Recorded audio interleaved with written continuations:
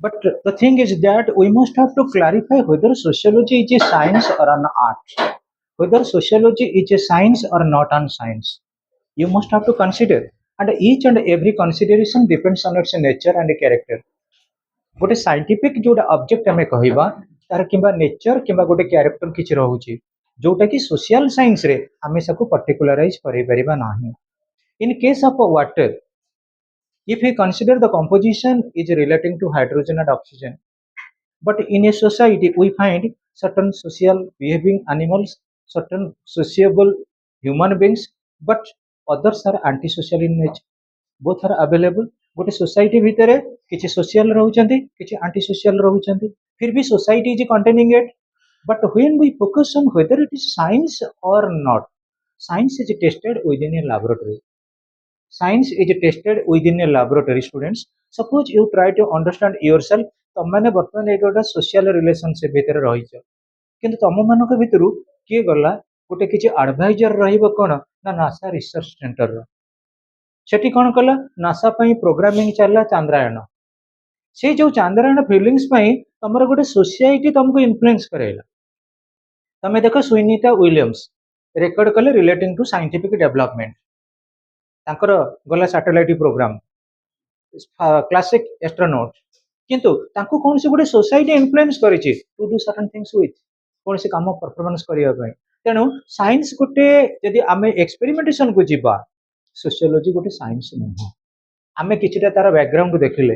आमे किछिटा डिसीजन नेले पुणी आमे देखिबा सोशियोलॉजी गोटे साइंस बोली किए कहिले Auguste Comte Emile Durkheim Auguste Comte Emile Durkheim science बोली कहिले आ जो जो पॉइंट गुडा देले आमे बोधे नेक्स्ट क्लास रे डिस्कशन करिछि या तो डिस्कशन करथिले सर्टेन नंबर पॉइंट्स रे they relating to sociology adopt scientific method sociology make accurate observation objectivity is possible in sociology sociology describes cause effect relationship sociology makes accurate measurement sociology make accurate prediction sociology makes generalization so students try to understand my point of view this is our class of sociology एटा हम sociology class मु तुमको वर्तमान पढ़ाऊँ मु already जानी सारे आम sociology पिला भितर जमीती हेले जी भी हूँ 96 97% रखार चांसेस अच्छे केमिति मोर एटा एक्सपेरिमेंटेशन मु जेतेबेले आपको एक्सपेरिमेंट करली it is nothing but scientific view point मु गोटे पिला को टेस्ट करी से धरा जो फर्स्ट एग्जाम रे से कियोड कला सोशियोलॉजी रे केते 85 सेकंड एग्जाम रे केते 87 थर्ड एग्जाम रे केते 90 मु भाबिली प्रोग्रेसिवली से पिला किछि नहले भी 90 plus रखिबो so far as progressive stage is concerned it is nothing but scientific तमे ऑलरेडी मैथ रे पढ़ी कि रहिछ 2 4 6 8 10 तापर केते आसीबो 12 so far as AP is concerned arithmetic progression try to understand first letter is A difference is 2 first letter A is 2 difference is 2 तेणु आमे गोटे scientific conclusion को आसिले जदि गोटे पिला test test test test pre board final जक progressive stage रे रहइबो निश्चित रूपे मैथमेटिकली मैक्सिमाइज करिवो ना नहीं try to understand the point प्रीति तेणु करी आम लाइफ रे सब बेले साइंटिफिक व्यू पॉइंट काम करूची कारण साइंटिफिक व्यू पॉइंट सब बेले लैबोरेटरी आनुनी साइंटिफिक व्यू पॉइंट सब बेले लैबोरेटरी जाके एक्सपीरियंस करूनी साइंटिफिक व्यू पई गोटे लैब भली काम करूची कि ना सोशल बा हम सोसाइटी बा हमर एनवायरनमेंट जो सोसाइटी बा एनवायरनमेंट को लेकरी हमें भल बिल्ड अप होई परुचे तुमको वर्तमान तुम घर लोक छाड़ी गोटे भल कॉलेज रो ना हला रेवेन्सा ट्राई टू अंडरस्टैंड गोटे भल कॉलेज रे पाठ पढ़िले गोटे भल एनवायरनमेंट पाइबो आउ जो भल एनवायरनमेंट को बेस करी तुम टॉप लेवल को जाई परिबो एटा गोटे साइंटिफिक एक्सपेरिमेंटेशन नुहे कारण आगु एमती रेवेन्सा रे पढ़ी भल भल किसी रिजल्ट करी टॉप लेवल को जाई so you must have to attend actually extra classes I will provide relating to the topic because we are not coming through the origin and development of sociology since we are on a progressive stage you are staying in the hostel nearby hostel and within the extra time you must contact with your friends when I would be available herein and you are always welcome to learn about the drawback of the chapters relating to English, sociology, political science, whatever difficult may be on which subject. You are welcome to attend the classes and ask me several questions relating to your assigned question. I will complete. Okay, students, then sociology is not a science. What is the reason why sociology could not be a science? First, you see, especially August Comte and Emile Durkheim stressed that sociology is a science. But the contradiction was given by Max Weber. Max Weber gave the theory of bureaucracy. Max Weber gave the concept relating to official management. So many questions are relating to it, and you will read it in higher level. But the thing is that why Max Weber consider it is not a science? There are some other scholars like Max Weber who deny the status of sociology or science to sociology. He said sociology can't be an objective science. However, those who deny the status of a science to sociology, they put forth the following arguments. Listen, students.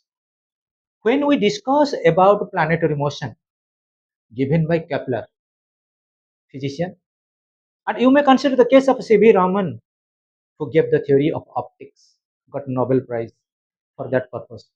ତମେ ଯେତେବେଳେ ମନେ ରଖ physics ପଢିଲ in the sense ତମେ motion ପଢିବ ଭାବିନିଅ ଗୋଟେ sociology ପିଲା କଣ chapter ଅଛି କି ମୋସନ ପଢିବାର ନାହିଁ ମୋସନ ପଢିବାର ଆଭେଲେବିଲିଟି ନାହିଁ ତେଣୁ ମାର୍କ୍ସୱେବର କହିଲେ try to understand the point sociology can't be an objective science anyone becoming smart, anyone becoming actually punctuate in sociology may or may not be an expert in sociology. Suppose you are reading here sociology and attending social classes. After securing good marks, students, you will enter into sociology honors. After completing your sociology honors, you can read or make further study relating to rural development. You can also make relating to certain type of reflective study relating to journalism and mass communication. You can also be a lecturer in sociology. You can be also smart for keeping sociology as a subject in civil services. You can migrate yourself to study actually integrated law or to join the job of OJS Odisha Judicial Service. There are several options are there in case of social sciences. Its objective is not fixed. Suppose student try to understand your point. You are when you are reading or getting into the stream of arts, are you predicting about to become a doctor? It is nevertheless. It may not be. ତମେ କଣ ଏବେ କିଛି thinking ରଖିଛ ମୁଁ ଗୋଟେ ଭବିଷ୍ୟତରେ ଡାକ୍ତର ହେବି ବୋଲି ଭାବିନିଅ କାରଣ ଆମେ ଯଦି ସାଇଣ୍ଟିଫିକ ବ୍ୟାକଗ୍ରାଉଣ୍ଡ ଦେଖିବାକୁ ପଡିବ the first rudimental sense relating to medical practice you must have to athrone yourself relating to science science ବାବଦରେ କିଛି ପଢିବାକୁ ପଡିବ ତେଣୁକରି ସୋସିଓଲୋଜି ଯେତେବେଳେ ତମେ ପାଠ ପଢିଲ ତମକୁ ଜଣେ ପଚାରିବ ଆରେ ତୁ କଣ ରଖିଛୁ ସବଜେକ୍ଟ ଆମେ ସୋସିଓଲୋଜି ରଖିଛି ଇକୋନୋମିକ୍ସ ରଖିଛି ହିଷ୍ଟ୍ରି ରଖିଛି ପଲିଟିକାଲ ତ ଜୀବନରେ ଏମ୍ କଣ ରଖିଛୁ ନା ମୁଁ ପଢୁଛି କଣ ଗୋଟେ ହବ ଏମ୍ ଆଉ ପ୍ଲସ୍ ଟୁ ଯଦି ଭଲ କଲି ପ୍ଲସ୍ ଥ୍ରୀ ଅନର୍ସ ରଖି ପଢିବି ପ୍ଲସ୍ ଥ୍ରୀ ଯଦି ଅନର୍ସ ରଖି ପାଠ ପଢିଲି ପିଜି କରିବି ପିଜି ପରେ ଏମଫିଲ୍ କରିବି ପିଏଚଡି କରିବି ତାପରେ ଆ ଦେହରେ ଗୋଟେ ରିସର୍ଚ୍ଚ ଫେଲ ହେଲା ପରେ ପ୍ରାକ୍ଟିସ କରିବି ରିଲେଟିଂ ଟୁ ଲେକ୍ଚରସିପ୍ କିମ୍ବା କୌଣସି ଗୋଟେ ଫେନୋମିନାଲ ଷ୍ଟଡି ଉପରେ ଯିବି ଏ ଯୋଉ ଫେନୋମିନାଲ ତୁମେ କହିଲ ଏ ଯୋଉ ଅବଜେକ୍ଟ ରହିଲ it is relating to social it may not be practical and এটা ଗୋଟେ thinking এটা ଗୋଟେ objective ଜଣେ ଯେତେବେଳେ ସାଇଣ୍ଟିଫିକ ଫିଲ୍ଡ କି ଯାଏ ସେ ଜାଣେ ଯେ ପ୍ରୋଗ୍ରେସିଭ ଷ୍ଟେଜରେ ମୁଁ କୋଉ ଲେଭେଲରେ ଯାଇକି ପହଞ୍ଚି ପାରିବି lack of objectivity sociology can't be called a science because it can't make a complete objective with social phenomena sociologist has his own prejudice and bias hence he can't observe his subject with a complete detachment complete objectivity in the study of a human behavior is impossible. Sociology deals with social relationships which can't be studied like physical objects. Hence, objectivity is not possible in sociology. Listen, students. But a student, the background को देखिला, जोटा कि हमें science रो definition कहूचे, a body of a systematized knowledge. A body of a systematized knowledge. ଆମେ sociology रे जोटा पढ़ुचे, तार practicality ହେଇପାରେ ନ ହେଇପାରେ आर ऑब्जेक्टिव लेवल रे आमे पहुंची पारू न पहुंची पारू किंतु जेतेबेले आमे साइंस कथा कहिबा साइंस रो ऑब्जेक्टिव ता सब बेले फीलिंग ता रहिबो न्यूटन देले गोटे concept relating to law of gravitation cricket ball टा पकई दियो से कोन करूची ऊपर किछि बाटा गला तळु पडला आमे धर नै गेलो कैच आउट जैसे बॉल टा उडी उडी की पळांता सेमती आमे हाथु गेम धरि छिडा हिथां केते बेला आसे धरु बोल तेनो न्यूटन कल क्रिकेट फील्ड रे काम दउची आम डे टू डे लाइफ रे काम दउची इवन छोट पिला को बेले बेले आमे धरिथु खुशी रे थ्रो कैच କାମ ଦଉଛି ନା ନାଇଁ? ନ୍ୟୁଟନର ସାଇନ୍ସଟା ସବୁବେଳେ ଅବଜର୍ଭେବଲ ନୁହେଁ? କୁହ। କିନ୍ତୁ ସୋସିଆଲ ସାଇନ୍ସ କଥା ମୁଁ କହିବି ପିଲେ, ଜଣେ ଜଣେ ତମେ ଜାଣିଥିବ ଆମ ଖାଇବା ଆଇଟମରେ ସବୁଠାରୁ ଗୋଟେ ଜିନିଷକୁ କେହି ପସନ୍ଦ କରନ୍ତିନି, କିନ୍ତୁ ସେ ନିହାତି ଜରୁରୀ। ସେଟା କଣ କହିଲ? ସଲ୍ଟ। ତମକୁ ଭାଇ ଲୁଣ ଖାଇବ? କଣ ସାର୍ ମତେ କହୁଛନ୍ତି ଲୁଣ ଖାଇବ? ଲୁଣଟା କିନ୍ତୁ ସପ୍ଲିମେଣ୍ଟେସନ ସବୁ ଜାଗାରେ। Try to learn its importance. ଆମେ ତାକୁ ଯେତିକି ପିଞ୍ଚ ଅଫ୍ ସଲ୍ଟ ଦେଲେ ସେଟା ଟେଷ୍ଟି କରୁନି। ଅର୍ଥ ବୁଝିପାରୁଛ ନା ନାହିଁ? That is scientific experimentation. କିନ୍ତୁ ସେଇ ଯୋଉ ସଲ୍ଟର ଯୋଉ quality that is fix. That is fix. ପିଲେ ମୁଁ ଉଦାହରଣ ସ୍ୱରୂପ ପିଲେ କହିବି, ବର୍ତ୍ତମାନ ଆମେ 3 ଜଣ ସାର୍ ଏଠି ପଢେଇବୁ ସୋସିଓଲୋଜି। ମୁଁ ଯୋଉ ମେଥଡରେ ପଢେଇବି ଆଉ ଜଣେ ସାର୍ କଣ ସେଇ ମେଥଡରେ ପଢେଇବେ? ତାପରେ ଯୋଉ ସାର୍ ସେଇ ମେଥଡରେ ପଢେଇବେ କି? ପଢେଇବେ ନାହିଁ। ଓଡ଼ିଶାର ମୁଖ୍ୟମନ୍ତ୍ରୀ ହେଉଛନ୍ତି କିଏ? ମୋହନ ଚରଣ ମାଝୀ। ନବୀନ ପଟ୍ଟନାୟକଙ୍କର ଯୋଉ ନେଚର, ମୋହନ ଚରଣ ମାଝୀଙ୍କର ସେଇ ନେଚର କି? କୁହ। ହ୍ୟୁମାନ ନେଚର ଗୋଟେ ଫିକ୍ସ ଅଛି? ଫିକ୍ସ ନାହିଁ। ସୋ ସୋସିଆଲ ଫିଲ୍ଡ କି ବେସ୍ କରି ଆମ ନେଚରଟା ବେଳେ ବେଳେ ଭେରିଏସନ ହେଇଥାଏ, ଆଉ ଆମ ଅବଜେକ୍ଟିଭ ମଧ୍ୟ ଠିକ ରହିପାରେ ନାହିଁ। ଗୋଟେ ରେପୁଟେଡ ପର୍ସନାଲିଟି, ବହୁତ ଟ୍ୟାଲେଣ୍ଟେଡ ଷ୍ଟୁଡେଣ୍ଟ, ସିଏ ଇନଭଲଭମେଣ୍ଟ ହେଲେ ମାଓଇଷ୍ଟ ରିଭଲ୍ୟୁସନରେ। ସିଏ ବାଣୀ ବିହାରର ପିଏଚଡି ଷ୍ଟୁଡେଣ୍ଟ, କିନ୍ତୁ ମିଶିଲେ କୋଉଠି? ନା ମାଓଇଷ୍ଟ ରିଭଲ୍ୟୁସନ ନକ୍ସଲବାଦୀ ଆନ୍ଦୋଳନରେ ଇନଭଲଭମେଣ୍ଟ ହେଲେ। ତାଙ୍କ ସାଇକୋଲୋଜି ସିଏ। ତମେ ଦେଖିଥିବ ତମମାନଙ୍କ ଭିତରେ ବହୁତ ପ୍ରକାର ଷ୍ଟୁଡେଣ୍ଟ ଅଛନ୍ତି। କିଛି ଷ୍ଟୁଡେଣ୍ଟ ଅଛନ୍ତି ଲିଟରେଚର ଉପରେ କିଛି ଅଧିକା ଜ୍ଞାନ କରିବା, ଲିଟରାରୀ କିଛି ରାଇଟିଂ କରିବା, କି ଅଛନ୍ତି ଲିଟରାରୀ ଫେନୋମେନନ କିଛି କହିବା। It varies from person to person, it varies from society to society, it varies from social attribution which is existent within the social order। ଆମ ସାମାଜିକ ପରିସ୍ଥିତି ନେଇ, ଆମ ସାମାଜିକ ଚଳଣି ନେଇ ବେଳେ ବେଳେ ଆମ ଜୀବନରେ ପରିବର୍ତ୍ତନ ହୁଏନି? ତମେ ଦେଖିବ ଏଇଠି ପିଲାମାନେ ଆସିଥିବେ 70%, 75%, 80%, 85%, 90%, 95% ପିଲା ଆସିଥିବେ। ଦରକାର ପଡ଼ିଲେ ସିଚୁଏସନରେ ଯିଏ 75% ରଖିଥିବ ସେ 90% ରଖିଦେଇ ପାରିବ। ଯିଏ 95 ରଖିଥିବ ଦରକାର ପଡ଼ିଲେ ସେ 85 ରଖିଦେବ। That is situation, that is environment, that is our social networking. So ସୋସିଓଲୋଜିର କୌଣସି ଗୋଟେ ନିର୍ଦ୍ଦିଷ୍ଟ ଅବଜେକ୍ଟ ନାହିଁ। ଏଇ ଅବଜେକ୍ଟକୁ ବେସ୍ କରି ଜଣେ ଫାଇନାଲ ପଏଣ୍ଟରେ ପହଞ୍ଚି ପାରିବ, no one can say, no one can say. କିନ୍ତୁ ସାଇନ୍ସରେ ଏଇଟା ଅବଜେକ୍ଟିଭ ନିଶ୍ଚିତ ରୂପେ ଅଛି, ଯୋଉଟାକୁ ଆମେ କଣ କରିବା ସାଇଣ୍ଟିଫିକ ଫିଲ୍ଡରେ ବା ଲ୍ୟାବରେ କିମ୍ବା କୌଣସି ଜାଗାରେ ଏକ୍ସପେରିମେଣ୍ଟେସନ କରେଇ ଦେଇପାରିବା। So sociology is not a science according to the first point, that is lack of objectivity. Second, lack of experimentation. Experimentation ଆମେ ଯଦି କହିବା ଯୋଉଟା ସାଇନ୍ସରେ ରହିଛି, ତମେ ଦେଖ ପିଲେ, you must be knowing about bleaching powder. About bleaching powder, ଯେହେତୁ ଏଟା ସାଇଣ୍ଟିଫିକରେ ଅଛି, ଟିକେ ସାଇନ୍ସର କିଛି ଏକ୍ସାମ୍ପଲ ଦେଇ କହିବି ପିଲେ। ବ୍ଲିଚିଂ ପାଉଡର ଆମର କ୍ୱାଲିଟି କେତେବେଳେ ହୁଏ? ଯେତେବେଳେ କ୍ଲୋରିନ ପରସେଣ୍ଟେଜ ଅଧିକା ରହେ। Try to understand the point. ଯେତେ କ୍ଲୋରିନ ପରସେଣ୍ଟେଜ ଅଧିକା ରହିଲା ସେତେ ବ୍ଲିଚିଂ ପାଉଡର ଭଲ କ୍ୱାଲିଟି ଆସିଲା। ସେଇ ବ୍ଲିଚିଂ ପାଉଡର ଅଛି ଗୋଟେ ଡବା 30 ଟଙ୍କା, ଗୋଟେ ଡବା 60 ଟଙ୍କା, ଗୋଟିଏ ଡବା 90 ଟଙ୍କା, ଗୋଟିଏ ଡବା 120 ଟଙ୍କା। ଆମର ଏଠି କଣ କ୍ୱାଲିଟି ଡିଫର କରୁନି? That's why there is variation in rates. କିନ୍ତୁ ପିଲେ ମନେ ରଖ, ଏଇଠି ମୁଁ କହିବି, ଆଜି ଗୋଟେ ପିଲା ଭଲ ପିଲା ଅଛି, କାଲି ସେ ଭଲ ପିଲା ହବ ବୋଲି ଗ୍ୟାରେଣ୍ଟି ଅଛି? କେବେ କେବେ ନୁହଁ। ଲାଷ୍ଟ ଇୟରରେ ରେଭେନ୍ସା କଲେଜର 3 ଜଣ ପିଲା ମୋ ପାଖରେ ପର୍ସନାଲି ପାଠ ପଢୁଥିଲେ ଷ୍ଟୁଡେଣ୍ଟ। ଗୋଟିଏ ପିଲା ଟପ୍ କଲା, ବହୁତ ବଢିଆ ରଖିଲା 91%। ଆଉ 2 ଜଣ ପିଲାଙ୍କର, ଗୋଟେ ପିଲାର ହେଇଗଲା କେତେ ନା 82%, ଆଉ ଗୋଟେ ପିଲା ରଖିଲା 67%। କାହିଁ ବାପା ମା ତ ଲେକ୍ଚର, ଓନ୍ଲି ଫର ଫ୍ରେଣ୍ଡସିପ ସର୍କଲ। ଯେତେବେଳେ ଆମର ନୋବୁଲ ଫ୍ରେଣ୍ଡସିପ ନ ଆସିଲେ, ଆମମାନଙ୍କ ଭିତରେ ଫ୍ରେଣ୍ଡଲି ରିଲେସନସିପ ପରଫେକ୍ଟ ରହିଲାନି। କାରଣ ତମେ ଜାଣିଥିବ କଲେଜ ହଉଛି ଗୋଟେ ଗ୍ୟାଦରିଂ, କଲେଜ ଗୋଟେ ଗ୍ୟାଦରିଂ, କଲେଜ ଗୋଟେ କଲେକ୍ସନ, କ୍ଲାସ ଗୋଟେ କଲେକ୍ସନ। ଯଦି ଆମେ ପରଫେକ୍ଟ ବା ଜେନ୍ୟୁଇନ ଫ୍ରେଣ୍ଡ ପାଇଲେ ଆମ ଲାଇଫଟା ଜେନ୍ୟୁଇନ ହେଲା। ଯଦି ଆମ ଫ୍ରେଣ୍ଡସିପଟା ଇମ୍ପରଫେକ୍ଟ ରହିଲା, ଟୋଟାଲି ଆମ ଲାଇଫଟା ଡିଜର୍ଡର ହେଲା।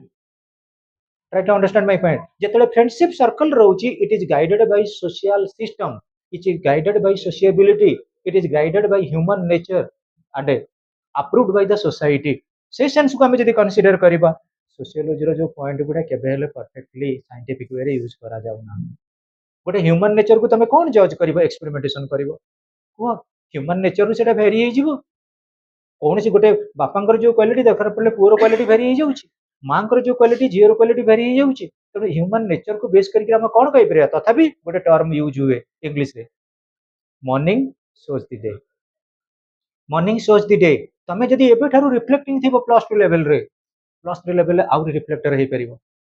ଆଉ ଟପ୍ ମୋଷ୍ଟ ଲେଭେଲ ଗଲା ବେଳକୁ ଗୋଟେ ରିଫ୍ଲେକ୍ସନ ହେଇପାରିବ, ସମସ୍ତେ ତମକୁ ଜାଣିପାରିବେ। That is the attribution. Second point, lack of experimentation. Sociology ରେ ଯୋଉ ଗୁଡାକ ରିଲେସନସିପ ଅଛି ତାକୁ ଆମେ ଏକ୍ସପେରିମେଣ୍ଟେସନ କରେଇ ଦେଇ ପାରିବା ନାହିଁ। ଆମେ କେବେ ଚାହିଁପାରିବାନି ଏକ୍ସପେରିମେଣ୍ଟେସନ କରିପାରିବାନି, ଗୋଟେ ଗୋଟେ ସାଙ୍ଗରେ ଏଇଟା କଣ ହବ ଭ୍ୟାରି କରିବ। ଲ୍ୟାକ୍ ଅଫ୍ ପ୍ରେଡିକ୍ସନ, ପିଲେ ଲ୍ୟାକ୍ ଅଫ୍ ପ୍ରେଡିକ୍ସନ ତମେ ଜାଣିଥିବ ଆମର you collect dynamite. Dynamite actually invented by, dynamite କିଏ ଇନଭେଣ୍ଟ କରିଥିଲେ? Alfred Nobel. Alfred Nobel dynamite invent କରିଥିଲେ ଏବଂ ସେ ଡିନାମାଇଟର ସେ ଇନଭେଣ୍ଟର ସେ ହେଉଛନ୍ତି ସ୍ୱିଡେନର ସାଇଣ୍ଟିଷ୍ଟ। ଯେତିକି ତାଙ୍କର ହଜବେଣ୍ଡ ୱାଇଫର ସେଭିଂ ଥିଲା, ପଇସା ଥିଲା, ତାଙ୍କର କିଛି ପିଲା ପୁଅ ଝିଅ ନଥିଲେ, ଇସ୍ୟୁ କିଛି ନଥିଲା, ତେଣୁକରି ସେଇଟା କ'ଣ କଲେ ସେ ଡିପୋଜିଟ୍ କରିକିରି ଗଲେ ୱାର୍ଲଡ ଓଭରରେ ଯେଉଁମାନେ physics, chemistry, medicine, economics, literature ଆଉ ପିସ୍, ଏ ଛଅଟା ଉପରେ ଯିଏ ୱାର୍ଲଡ ଓଭରରେ ଟପ୍ କରିବେ ସେମାନଙ୍କୁ ଦିଆଯିବ ନୋବେଲ ପ୍ରାଇଜ। ଏବଂ ଆଲଫ୍ରେଡ ନୋବେଲ ସେଇ ଆକାଉଣ୍ଟ ରଖିକି ଯାଇଛନ୍ତି ଫାଇନାନ୍ସ, ତାର ଇଣ୍ଟରେଷ୍ଟ ଦିଆହଉଛି ନୋବେଲ ପ୍ରାଇଜ। ତେଣୁ ମୋର ଏଠି କହିବାର ଉଦ୍ଦେଶ୍ୟ, ଆଲଫ୍ରେଡ ନୋବେଲ ବାହାର କଲେ ଡିନାମାଇଟ। ଡିନାମାଇଟଟା କ'ଣ? ବଡ ବଡ ପାହାଡ ପର୍ବତକୁ ଫଟେଇ ଦଉଛି, ଦାଟ ଇଜ ହେଲା ତାର ନେଚର। ମୁଁ ଯଦି କହିବି ଆମେ ଡିନାମାଇଟ ଆଣିକିରି ଆମ ଏଇ ବିଲ୍ଡିଂ ତଳେ ଗୋଟେ ହୋଲ କରିକିରି ସେଟ୍ କରିବା, ତାପରେ ଆମେ ବସି ସୋସିଓଲୋଜି ପଢିବା, କାଲିକି ପେପରରେ ଆମ ନାଁ ବାହାରିବ। ବୁଝିପାରୁଛ ନା ନାଇଁ? ଏଇଟା ଗୋଟେ ସମଥିଙ୍ଗ ଡିଫରେନ୍ସ ନୁହେଁ ପିଲେ। ମୁଁ ଆଉ ଗୋଟେ କଥା କହିବି, ଆଜି ତମ ମାମା ଧର ଯୋଉ ରାଗିକିରି ତମକୁ ବହୁତ ବାଡେଇଛନ୍ତି, ତମେ ତ କେହି ମାଡ ଖାଉନଥିବ, ତଥାପି ଘର ଲୋକଙ୍କୁ ପଚାରିଲେ କହିବେ। ଆଚ୍ଛା, ତମ ମାମା ତମକୁ ଆଜି ବାଡେଇଛନ୍ତି, ମାମାଙ୍କ ନେଚର କ'ଣ କାଲି ବାଡେଇବେ, ପହନ ବାଡେଇବେ, ତାପନୁ ବାଡେଇବେ? ତାହେଲେ ମାମା କ'ଣ ଖାଲି ବାଡେଇ ବାଡେଇ ବାଡେଇ ବାଡେଇ ତାଙ୍କର ବର୍ଷକ 12 ମାସ ଚାଲିବ? ଆଜି ଯୋଉ ମୁଡ୍ ଅଛି କାଲିକି ଚେଞ୍ଜ ହେଇଯିବନି? ତେଣୁ ସୋସିଆଲ ଫିଲ୍ଡରେ ଆମେ କେବେ ଗୋଟେ ପ୍ରେଡିକ୍ସନ କରିପାରିବାନି ଆଜି ଘଟଣାଟା କ'ଣ ହେଇଛି କାଲି କ'ଣ ହବ, because situation makes a man philosopher. Situation makes a man philosopher. Gandhiji ଯେତେବେଳେ ଥିଲେ ସାଉଥ ଆଫ୍ରିକାରେ, ସିଏ କ'ଣ ଦିନେ ଭାବିଥିଲେ ମୁଁ ଫାଦର ଅଫ ଦି ନେସନ ହେବି? ମନେ ରଖ, ସିଚୁଏସନକୁ ବେସ୍ କରିକି। ତମେ କ'ଣ ଦିନେ ପ୍ରେଡିକ୍ଟ କରିଥିଲ ଯେତେବେଳେ 9th କ୍ଲାସରେ ପାଠ ପଢିଥିଲ, 10th ରେ ମୋର ଏତିକି ମାର୍କ ରହିବ, ମୁଁ ରେଭେନ୍ସାରେ ଆଡମିସନ କରିବି, ଲର୍ଣ୍ଣିଂ ଟ୍ରିରେ ଯାଇକି ପାଠ ପଢିବି, ଏଇଟା କେବେ ତମେ ପ୍ରେଡିକ୍ସନ କରିଥିଲ? That is nothing but situation. Situation makes a man philosopher, circumstances makes a man philosopher. ତେଣୁ ସୋସିଓଲୋଜିର ଯୋଉ ପର୍ସପେକ୍ଟିଭ ରହୁଛି, ସେ ପର୍ସପେକ୍ଟିଭ ଗୁଡା it is getting to be change. ଆଜି ତମେ ଯୋଉ ଡ୍ରେସ ପିନ୍ଧ କାଲି ସେଟା ପିନ୍ଧିବ? ତମେ ଯଦି ରେଗୁଲାରଲି ଗୋଟେ ପ୍ରକାର ଖାଇବା ଖାଉଛ, ଖାଇବା କାହିଁକି ବାଗ ନୁହଁ, ମୁହଁଟାକୁ ଯେମିତି ବିରିବିରା କରିକି ଆଉ ଗୋଟେ ଚେଞ୍ଜ କଲେ ଟିକେ ଭଲ ହୁଅନ୍ତା। ପୁଅ ପିଲେ change R habit is the second nature, change is the law of nature. ତେଣୁ ସୋସିଓଲୋଜି ଯୋଉ ବାବଦରେ ଆମେ ପ୍ରେଡିକ୍ସନ କରିବା, ସୋସାଇଟିର ଗୋଟେ ମେମ୍ବର କୋଉ ଭଳି ହେଇଥିବ, କିଭଳି ପ୍ରକାର ଆକ୍ସିୟମ ଭିତରେ ଥିବ, କିଭଳି ପ୍ରକାର ନ୍ୟାଚୁରାଲ ହେଇଥିବ, ତାର କେମିତି କ'ଣ ହ୍ୟୁମାନ କ୍ୱାଲିଟି ଥିବ, ସେଟା ହଉଛି ପ୍ରେଡିକ୍ଟେବଲ। ଏଇଭଳି ପ୍ରକାର ସେ ହେଇଥିବ ପ୍ରେଡିକ୍ସନରେ, କିନ୍ତୁ ସେମିତି ହବ ବୋଲି କିଛି ମାନେ ନାହିଁ। Next, lack of accurate measurement. ପିଲେ ତମେ ଆଉ 20 ଦିନ ପରେ ସମସ୍ତେ ନୂଆ ଡ୍ରେସ କରିବ, କାହିଁକି ନା ଦଶହରା ଆସୁଛି। ଦଶହରା ପାଇଁ ଯେତେବେଳେ ଗଲ, ମିଟର କପଡା ଦିଅ, 2 ମିଟର ଦିଅ, 2.5 ମିଟର ଦିଅ, ଏଟା ମେଜରମେଣ୍ଟ ଅଛି ନା ନାଇଁ? ସୋସିଓଲୋଜିର ମିଟର କ୍ଲଥଟା ମିଟରରେ ମେଜର ହୁଏନି? ତମର ଟିପଟପ ନୂଆ ଟେଲର ହଉଛି, ସେଠି ଯାଇ କରିବ। ତେଣୁ ପିଲେ ଆମର ବେସିକାଲି ମୁଁ ଯଦି କହିବି, ତମେ ସୋସିଓଲୋଜି କଥା କହିବ, ସୋସିଓଲୋଜିର କିଛି ଗୋଟେ ମେଜରମେଣ୍ଟ ଅଛି, ତମେ କହିବ ସାର୍ ମ୍ୟାଥମେଟିକ୍ସର କ'ଣ ମେଜରମେଣ୍ଟ ଅଛି? ମ୍ୟାଥମେଟିକ୍ସର ମେଜରମେଣ୍ଟ ନାହିଁ? ମୁଁ କହିବି ମ୍ୟାଥମେଟିକ୍ସର ମେଜରମେଣ୍ଟ ଅଛି ନା ନାହିଁ? ମ୍ୟାଥମେଟିକ୍ସର ୟୁନିଟ ଅଛି ନା ନାହିଁ? ଅଛି? ମ୍ୟାଥମେଟିକ୍ସର ଅଛି ମେଜରମେଣ୍ଟ, ଅଛି, ସିଓର ଅଛି।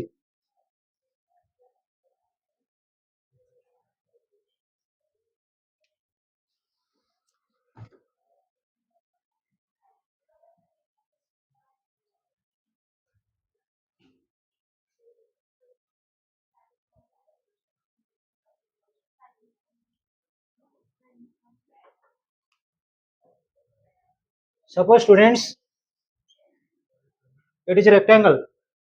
Try to understand. A, B, C, D. 5 centimeter, 10 centimeter. What is its area? Length into breadth. 10 into 5, that's equal to 50 50 square centimetre.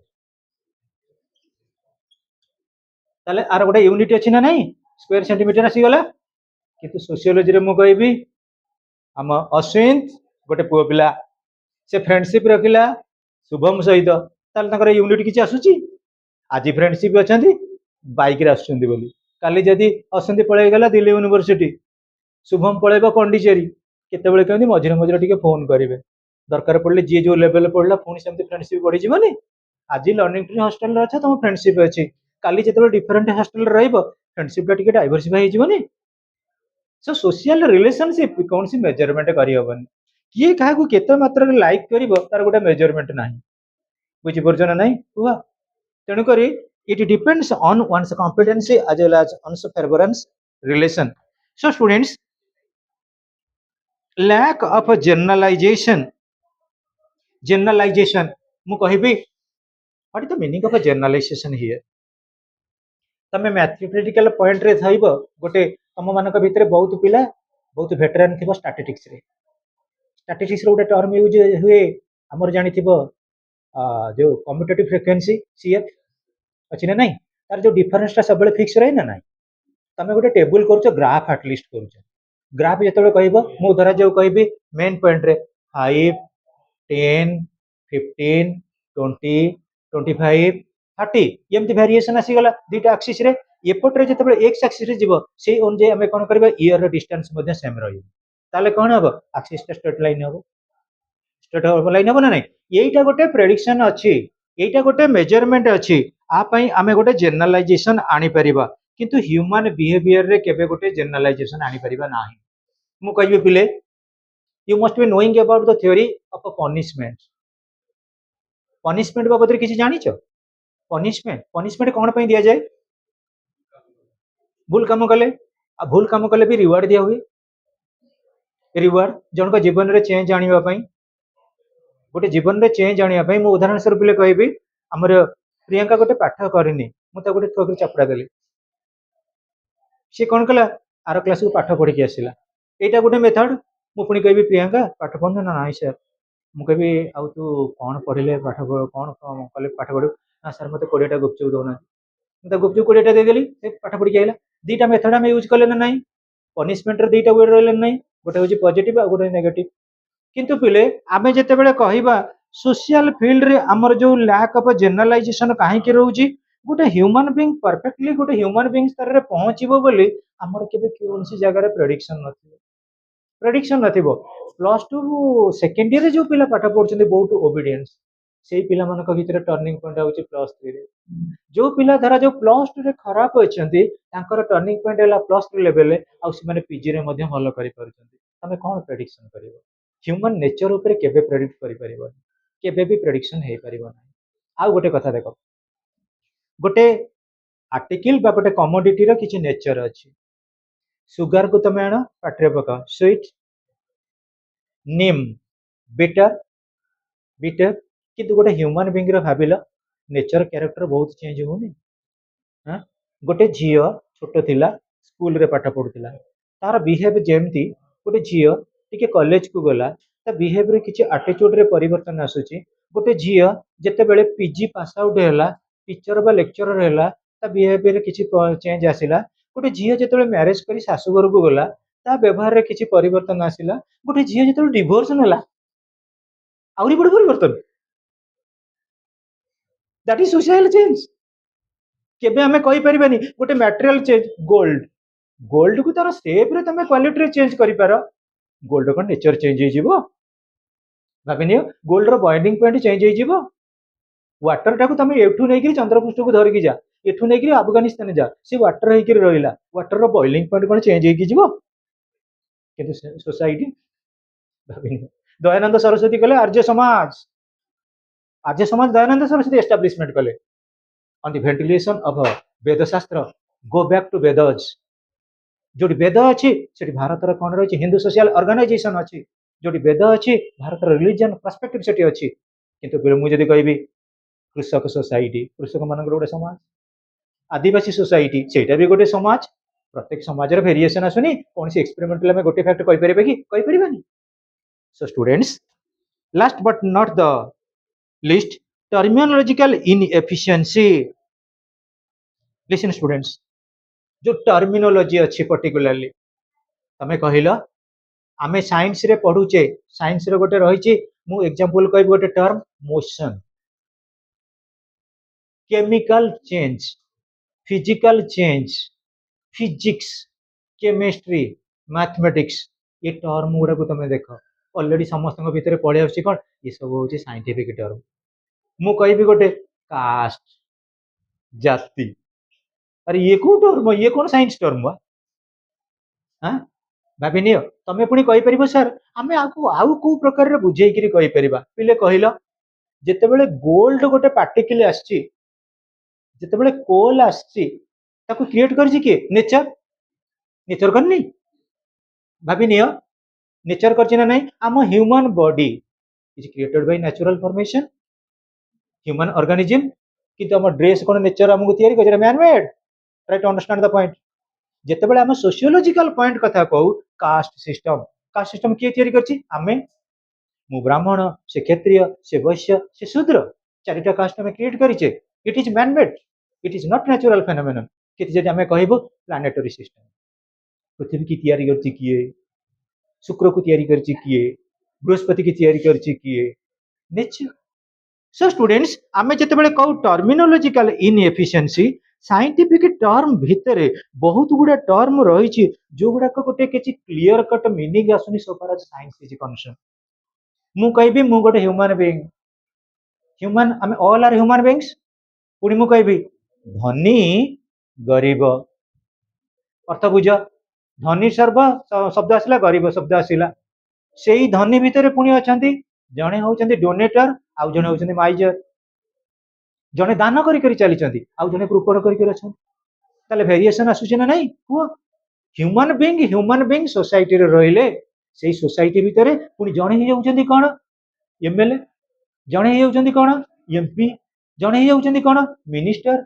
जड़े होउछंती कौन सरपंच जड़े होउछंती कौन जिला परिषद भारिएसन आसुनी तेणु आमे जदि सोशियोलॉजिकल रो टर्मिनोलॉजी की देखिबा sociology is not a science ये आर्गुमेंट आसिला तो माने कौन Shashwati you come to the argumentation आम क्लास रे बीट बाय बीट आउर बुझेई नेबी हैला किछि ये नाइ टिके डाउट बढ़िबो म घरे टिके टिके पढुथिलो ना पढुथिलो वेरी नाइस आमे ताले देखिबा by famous sociologist Robert Bierstedt in his book The Social Order clearly explain the nature of sociology in the following way पिले साइंटिफिक फील्ड रे गोटिए गोटिए नेचर आसीबो मु एग्जांपल कहबी तमे मेडे एठी बस मु कहबी झील मैंने सब सुना पिला चुपचाप बस कथा शुणी पुओ मैंने सब सुना पुओ चुपचाप बस तुम नेचर यही क्लास साइलेंस बसला मुझे घरे जाई पचारि मामा को मैडम आउ ट्विंकल के सार ता कथा कहतु नहीं सब मोबाइल धरुची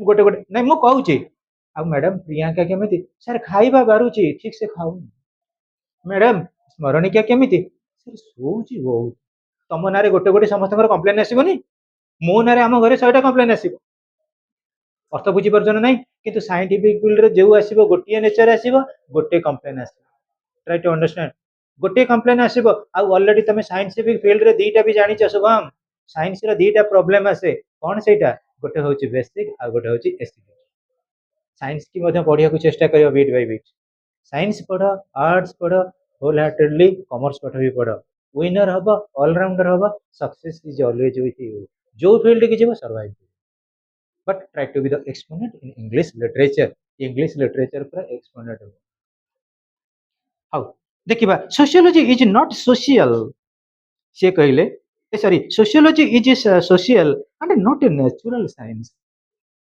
बर्तमान जदि हमें कहबा तमे कुह पिले ऑलरेडी तमे भी छोट बड़े पढ़े आसछ किछि मु भाबी बोधे स्टैंडर्ड 4-5 रे सोशल साइंस स्टार्ट हेतिबो social science relating to civics polity एगुड़ा जीवन ना right to understand the point social science बाबद में पढ़ी पढ़ी कर आसछु जदि तुमको जे पचार why man is a social animal तमे तार आंसर टा कोन दो why man is a social animal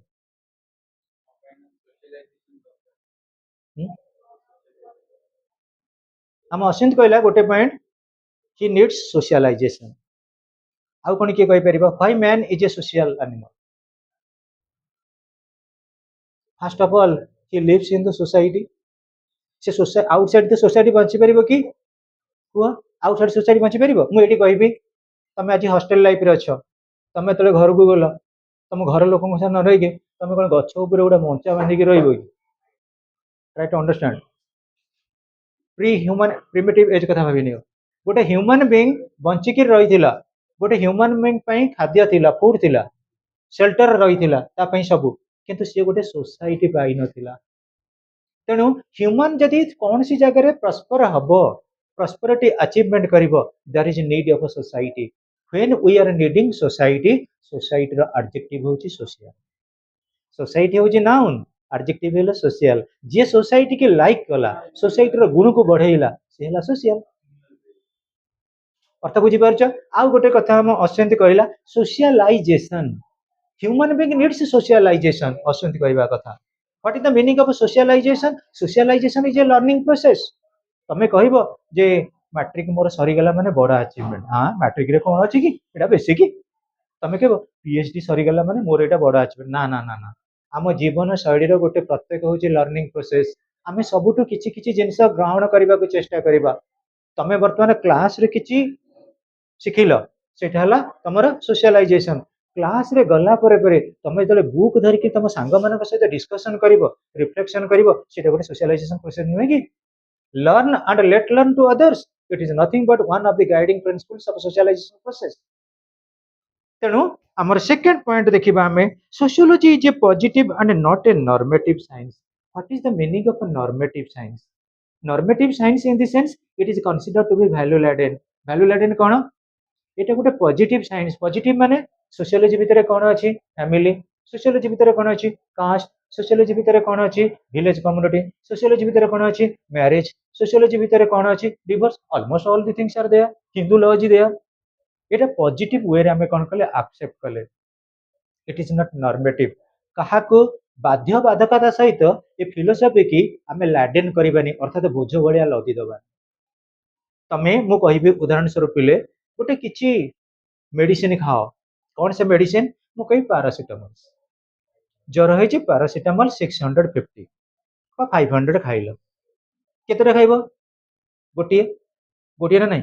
तमे कोन कहलो? 12टा खाइलो। 12टा जेतेले खाइलो कोन हबो? मुंडो फुंडो पागल भलिया आइकरी बॉडी रे कोन हला? गोटे केमिकल रिएक्शन चलिला। चलला ना नहीं? साइंस रे जदी कौन सी डोज बा क्वांटिटी रो अधिका दिया जाए, तुमको कौन करे? abnormal करे देबो, दरकार पड़ले लाइफ रिस्क। किंतु सोसाइटी रे मु कहबी पिले, मु तुमको जो पाठ कहली तुमको भलो लागलानी, मे आई गो आउट? मु कहबी यस, व्हाई नॉट? तुम चुपरी पळै गेलो। It is social. सोशल तुम गोटे पॉजिटिव थिंकिंग रे रहइबो। आमे जहा कहबा तुमको पॉजिटिवली जेतेबेले कहबा, आमे कहबा सोशल। Try to understand. मु तुमको कहबी गोटे पुलिस रो रोल आउ फंक्शन कोन, गोटे सोसाइटी रे लॉ आउ ऑर्डर केमति आनुछ, दैट इज पॉजिटिव। मु कहबी चोरी करिवो केमति, ट्रिक से Sikh, that is negative, anti social activities. सो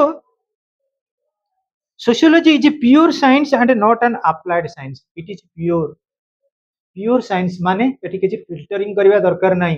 पिले मैरिज तमे कुह, गोटे ट्राइबल कम्युनिटी रो गोटे पुओ मैरिज करछंती, गोटे हिंदू कम्युनिटी रो पुओ मैरिज करछंती, गोटे जो जगह को जाए हमर गोटे सेलिब्रेशन बा फंक्शनरी सिस्टम को जीवा, it is considered to be pure.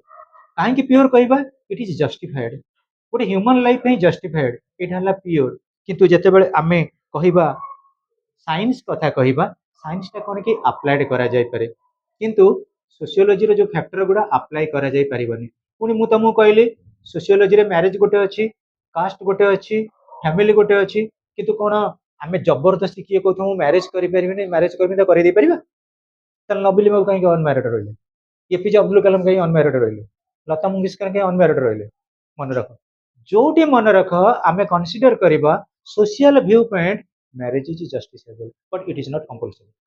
But scientific field रे जोटा आमे टिके कोन करबा एक्सेसिवली यूज करबा, it will cause hazard. It is nothing but scientific law, it is nothing but scientific rule. So sociology ला पर्सपेक्टिव गुडा को आमे कोन करबा प्योर साइंस कहि परिबा, but it is not applicable. এটা কেবে হেলে apply করা জীবনে perfectly. Second, sociology is an abstract science and not a concrete science. Abstract science କଣ concrete science କଣ ମୁଁ example ତମକୁ କହିବି ପିଲେ ତମେ ଜାଣିଥିବ ଗୋଟେ ନିକିତି ଆଣ ନିକିତି ନିକେତିକି ଆଣିଲ ନିକିତିରେ କଣ କଲ ଆମର ଏପଟରେ ଗୋଟେ ୱେଟ ଦେଲେ ସେପଟରେ କଣ ରଖିଲେ ମ୍ୟାଟେରିଆଲ ରଖିଲେ ତାକୁ ବାଲାନ୍ସ କରେଇଲେ ଯଦି ଯେତେବେଳେ ସିଏ ଗୋଟିଏ ପଏଣ୍ଟ କୁ ଆସିଗଲା that is the point of equilibrium. Point of equilibrium ସମାନ ହେଇଗଲା ଆମେ ତାହେଲେ କହିଲେ କଣ ନବ ପୋଡ଼ କେତେ ନବ ନା କେଜିଏ ନିଅ କେଜିଏ ପୋଡ଼ ଆଚ୍ଛା ପୁଣି ମୁଁ କହିବି ଆପଲ କେତେ ନବ ନା ସରି 2 କେଜି ମାର୍ଜିନ କରିଦେଲେ ନା ନାହିଁ ये ଜାଗାରେ ଯୋଉ ଆମେ ମେଜରମେଣ୍ଟ କରୁଛେ ଏବେ ଯାହା କହୁଛେ ତମେ କୁହ ପୋଡ଼ଟାକୁ ଛୁଇଁ ହବ ଆପଲଟାକୁ ଛୁଇଁ ହବ କନସିଡରେସନରେ ସୋସିଆଲ ରିଲେସନସିପ କେବେ ଛୁଇଁ ହବ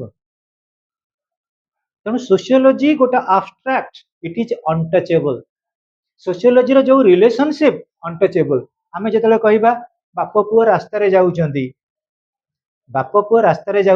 ବାପ ପୁଅ ଆମକୁ ପରିଚୟ କିଏ କରେଇଲା ବାପ ପୁଅ ରାସ୍ତାରେ ଯାଉଛନ୍ତି ବୋଲି ଆଇଦର ପୁଅ କହିଥିବ ବାପା ଏଠିକି ଆସୁନା ଟିକେ ଲର୍ଣ୍ଣିଂ ଟ୍ରି ତଳେ ଗୋଟେ ରୋଷେଇ ଅଛି ଭଲ ଟିକେ ବିରିୟାନୀ ଖାଇକିରି ଯିବା ଜଣେ ବାପା ଡାକୁଛି ମାନେ ସିଏ ତାଙ୍କ ପୁଅ ହେଇଥିବ ଯିଏ ଶୁଣିଲେ ସିଏ ତାଙ୍କ ବାପା ହେଇକିରି ଆସିବେ ଏଇଟା ହେଲା ଗୋଟେ ରିଲେସନସିପ ଏ ରିଲେସନସିପ ଆମେ କଣ ଟଚ୍ କରିପାରିଲେ କିନ୍ତୁ ସାଇଣ୍ଟିଫିକ ଫିଲ୍ଡରେ ଯାହା କଥା କୁହ ଆମେ କିଛି ଟଚ୍ କରିପାରିବା କ୍ରିକେଟ ବଲଟା ତଳକୁ ଗଲା ଉପରକୁ ପୁଣି ରିଟର୍ନ କଲା ଆମେ ଏକ୍ସପେରିମେଣ୍ଟ କଲେ ଇଏ ଗୋଟେ ବଲ୍ ବୋଲି ରିଲେସନସିପ ଆମେ କେବେ କଣ କଂକ୍ରିଟ ଇନ ଦି ସେନ୍ସ ଟଚ୍ କରିପାରିବା କରିପାରିବାନି କିନ୍ତୁ ସରି କଂକ୍ରିଟ ଷ୍ଟେଜରେ ଆମେ ଟଚ୍ କରିପାରିବା ଆଉ ଆବଷ୍ଟ୍ରାକ୍ଟ ଷ୍ଟେଜରେ ଆମେ ଟଚ୍ କରିପାରିବା ନାହିଁ ଆମ ରିଲେସନସିପ ଗୁଡାକ ସବୁବେଳେ ହଉଛି ଆବଷ୍ଟ୍ରାକ୍ଟ ବଟ୍ ସାଇଣ୍ଟିଫିକ ଫିଲ୍ଡରେ ସବୁଗୁଡା ହେଲା concrete Sociology is a generalizing science and not a particularizing science. ମୁଁ ଜେନେରାଲି କହିଲି ମ୍ୟାରେଜ ଗୋଟେ ଟର୍ମ ଜେନେରାଲ ମ୍ୟାରେଜ କେତେ ପ୍ରକାରର 8 ପ୍ରକାରର କିନ୍ତୁ ବର୍ତ୍ତମାନ ଯୁଗରେ best marriage is court marriage ଗୋଟେ ପ୍ରକାର ହଉଛି ନା ନାଇଁ ସେତେବେଳେ ଆମର ହଉଥିଲା କଣ ଗନ୍ଧର୍ବ ବିବାହ ଅଛି ସୋସିଓଲୋଜିରେ ତମେ ମାନେ ପଢିବ +3 ଲେଭେଲରେ ଯୋଉ ଗନ୍ଧର୍ବ ବିବାହ ବର୍ତ୍ତମାନ ତାକୁ କଣ କହୁଛନ୍ତି ଲଭ ମ୍ୟାରେଜ ମ୍ୟାରେଜ ହେଲା ଗୋଟିଏ କନସେପ୍ଟ କିନ୍ତୁ ଭେରାଇଟି ନୁହେଁ ମ୍ୟାରେଜ ଭେରି କରୁନି କିନ୍ତୁ ପିଲେ ମନେ ରଖ ମୁଁ କହିବି ମ୍ୟାରେଜର ସାଇନ୍ସର ଗୋଟେ ଜିନିଷ ଆସିଲା କଣ ଜିନିଷ ଆଇଲା ଗୋଟେ ମ୍ୟାଟେରିଆଲ ସେ ମ୍ୟାଟେରିଆଲ ନା କଣ ମୁଁ ଏକ୍ସାମ୍ପଲ ତମକୁ କହିବି ପିଲେ ତମେ ଗୋଟେ କମ୍ପୋଜିସନ କର ରସଗୋଲା ରସଗୋଲା କଟକରେ କୁହାଯିବ ରସଗୋଲା ବଲାଙ୍ଗୀରରେ କୁହାଯିବ ରସଗୋଲା ରାଉରକେଲାରେ କୁହାଯିବ ରସଗୋଲା ନା ନାଇଁ କୁହ କହିବ ନା ନାଇଁ ସୁଗାର ଯୋଉ ୟୁଜ କରାଯାଉଛି ସୁଗାର ବୋଲି କୁହାଯିବ ପିଲେ କିନ୍ତୁ କହିଲ ଯୋଉ ରସଗୋଲା ତିଆରି କରୁଛି ଯିଏ କଟକରେ ସେ କଣ ବଲାଙ୍ଗୀରରେ ଯାଇ ତିଆରି କରିବ ବୋଲି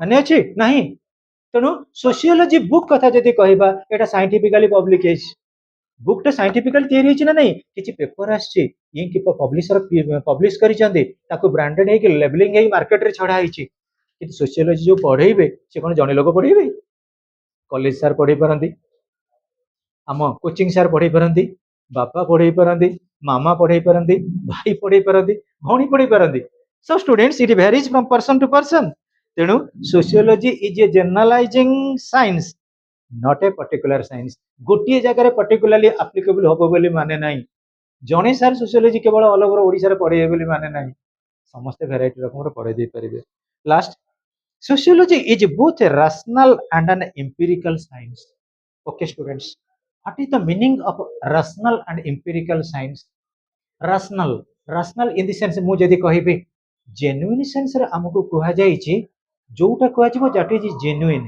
that is rational ଯୋଉଟା genuine ସେଟା ହେଲା rational ଯୋଉଟା considerate ସେଟା ହେଲା rational ମୁଁ ଏକ୍ସାମ୍ପଲ କଣ କହିବି ପିଲେ ଗୋଟେ ପରିବାର ଅଛି ପରିବାରର ପ୍ୟାରେଣ୍ଟସ୍ ମାନେ ଆମଠାରୁ ସିନିୟର ନା junior senior we must obey them ଆମେ ତାକୁ ମାନିବା ନା ନାହିଁ ଅଛି ନା ନାହିଁ ତେଣୁ ଫ୍ୟାମିଲିର ଯେ ଲିଡର ରହିଲେ ଫ୍ୟାମିଲିର ଯେ ସିନିୟର ମୋଷ୍ଟ ରହିଲେ ତାଙ୍କ ଅଣ୍ଡରରେ ଜୁନିୟର ମାନେ ରହିବେ ନା ନାହିଁ ଏଇଟା କାହାକୁ ବେସ୍ କରେ ରେସନାଲିଟି ମୁଁ ଏକ୍ସାମ୍ପଲ ମୁଁ ତମ ସାର୍ ତମେ ମୋ ଷ୍ଟୁଡେଣ୍ଟ ଆମେ ଭେଟ ହବା ତମେ କହିବ ସାର୍ ଗୁଡ୍ ମର୍ଣ୍ଣିଂ ମୁଁ କହିବି ଗୁଡ୍ ମର୍ଣ୍ଣିଂ ଅର୍ଥ ବୁଝିପାରିଲ ନା ନାହିଁ ଏଟା ରେସନାଲିଟି ନା ନାହିଁ ତମେ ମତେ କହୁଥିବ ସାର୍ ଗୁଡ୍ ମର୍ଣ୍ଣିଂ ମୁଁ ନ କହିକି ଚୁପ୍ ପଳେଇ ଯାଉଥିବି ତମେ ଆଉ ଜୀବନ ଯାକ ମତେ ଗୁଡ୍ ମର୍ଣ୍ଣିଂ କହିବ କୁହ କିମ୍ବା ମୁଁ କହିବି ଆରେ ବର୍ଷା ଆଉ କଣ ଆଜି ଖାଇଛୁ ଚୁପ୍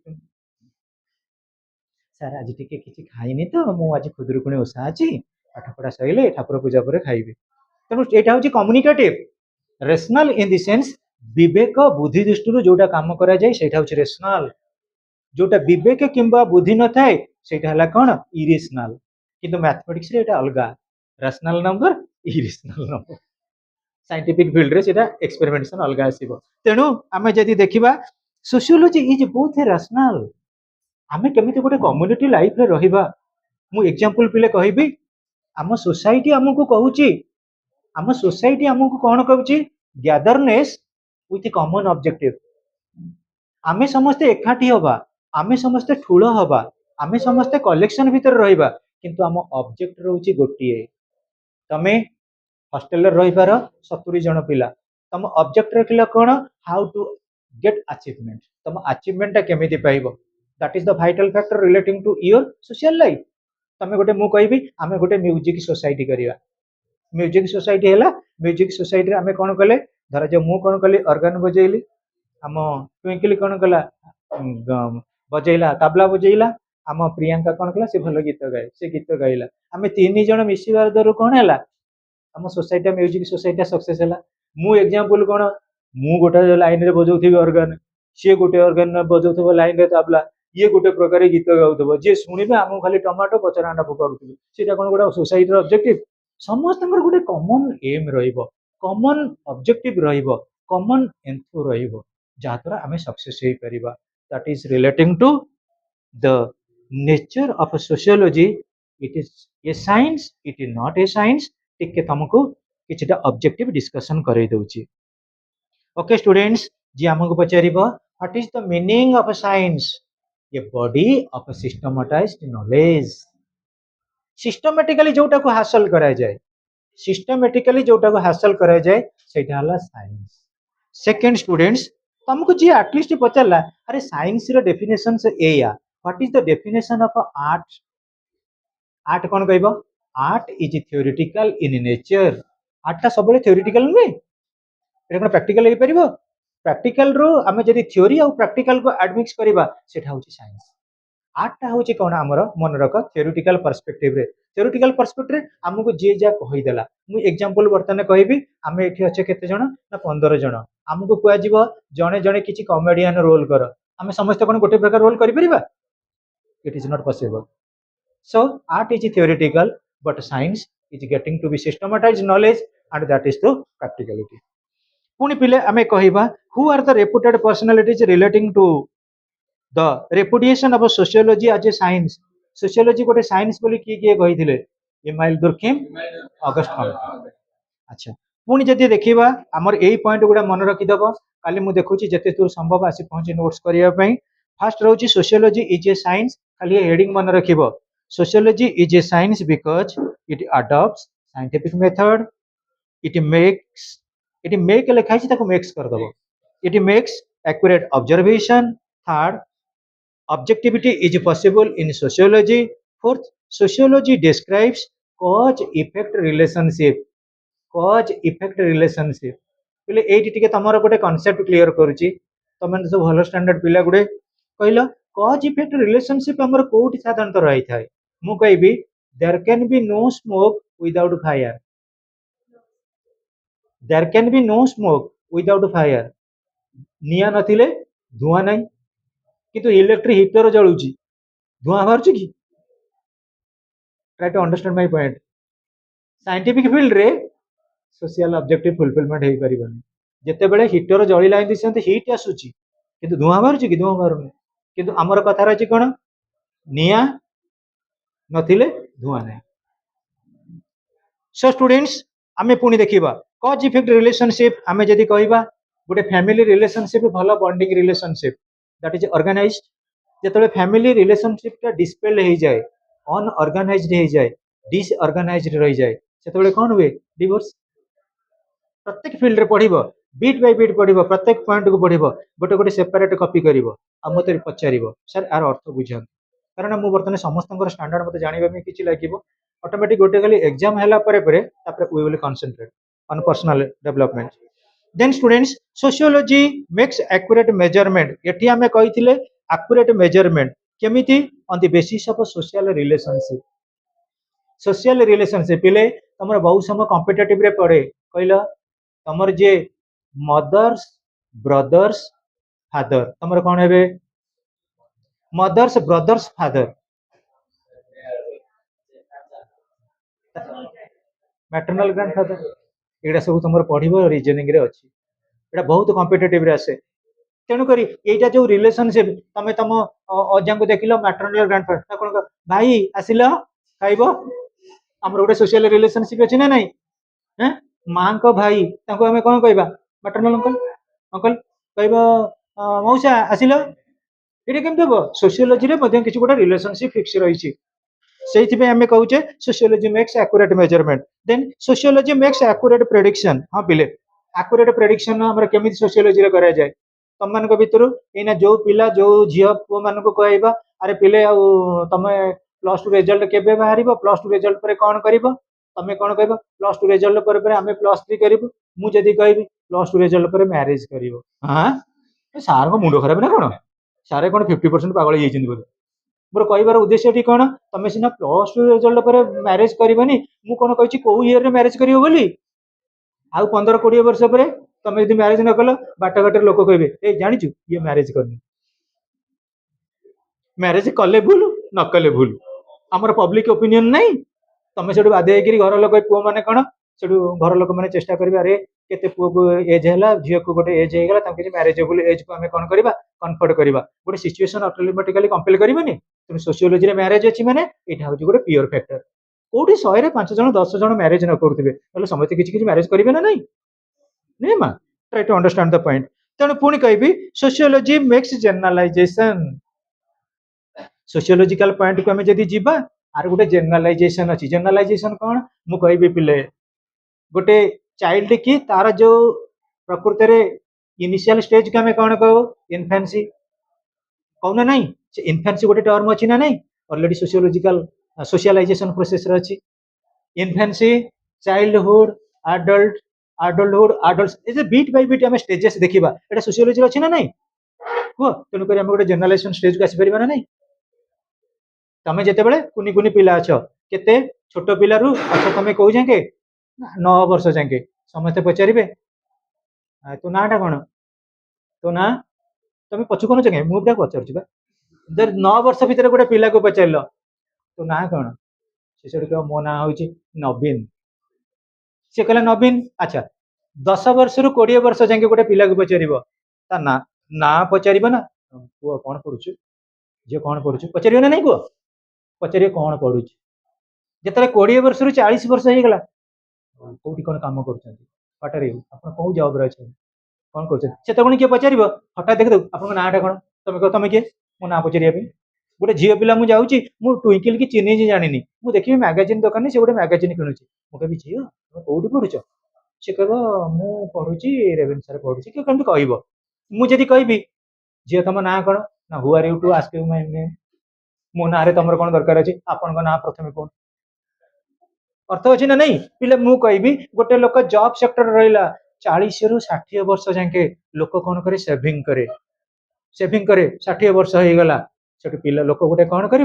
रिटायरमेंट कर। तुम तो कौन पचार? आज्ञा आपन पेंशन केते कौन मिलुची, किंबा आपनकर सुगर केते, बीपी केते पचार ना नहीं? तुम कौन पचार? आउ अंकल आपण को स्कूल रे पाठ पढ़ुचंदी? से ठोक गोटे चपड़ा दब, तोर बुद्धि सुद्धि नहीं? तू सोशियोलॉजी कहू पढ़ुच बोली, सोशियोलॉजी पर रैशनैलिटी मो एज अनुଯାयी जानि पारनी मु को स्कूल रे पाठ पढ़ुथिबि? जदि पचारिथंतु को स्कूल रे पाठ पढ़ौचंदी, से गोटा कथा होइथांदा। Everything mobilisation and nobilisation of the concept depends on sociology.